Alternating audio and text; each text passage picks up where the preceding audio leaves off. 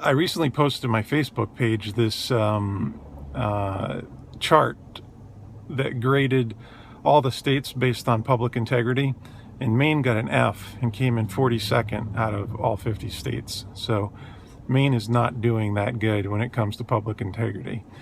And there is one situation that I'm familiar with that absolutely blows my mind, and that's the Internal Affairs Department at the Maine State Police. I think it's called Professional Standards.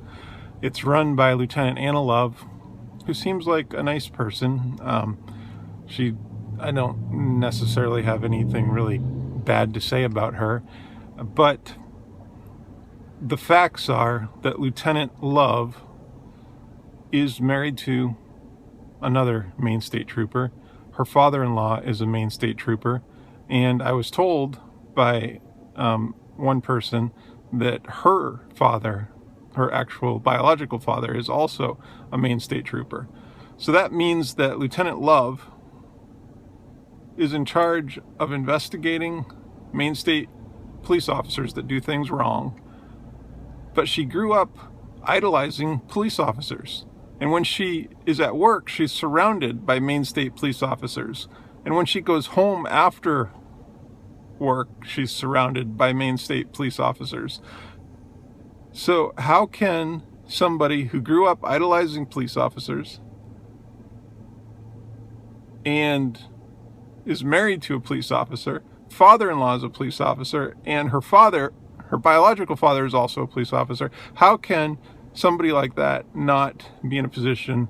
Well, first of all, how did she even get that position? There's just so many red flags and conflicts. That doesn't make any sense. But how could she be impartial? I'm not saying she's not, although I do have some experience with her because I filed an internal affairs complaint several years ago on Lieutenant Ireland and Detective Pelletier and Sergeant Zabrowski, who retaliated against me after I won in court, contacted one of my biggest clients and cost me several $100,000 every single year since. And she investigated it. And during the course of that investigation, I was posting on social media. More people came forward that they had done the same thing to them, violated their constitutional and civil rights. And I was trying to get them to come forward to her so that, there would be a whole bunch of people coming forward about these dirty cops. But they didn't want to come forward. So I asked her, in order to give them a little bit of peace of mind, if she could give me a list of all the state troopers that she has investigated that led to them being charged criminally in the court system. She couldn't give me any list. So I started doing research. I couldn't find anybody. So as far as I know, Lieutenant Anna Love's never recommended a state trooper to be prosecuted in the criminal justice system in any way, which just sort of backs up my whole idea of why is she in the Internal Affairs Department at Maine State Police. But the second thing I wanted to bring out is that my industry, I'm a private investigator. I'm licensed in numerous states, including Massachusetts and New Hampshire and Vermont. But I have an open application with the state of Maine right now.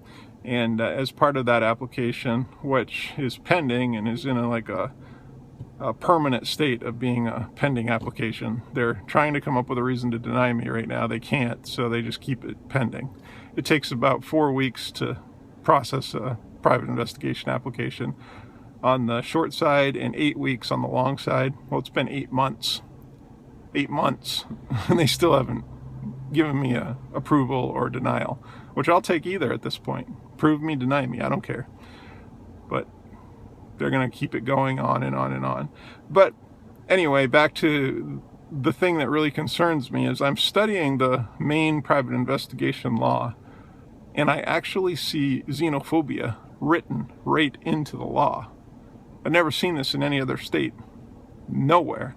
But what it is as part of the application process, you have to have 3 character references from reputable citizens. And most people say just reputable citizens of the United States. Almost every state you apply in is going to want character references for you. But the state of Maine says no, they have to be from the state of Maine. It's very clear in their law that 3 reputable citizens from the state of Maine.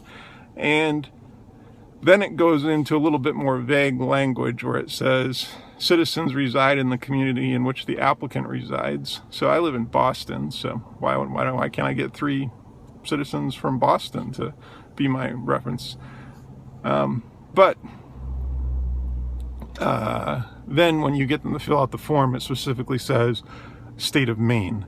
And then after you submit your application, as they're part of their review process, they verify that those people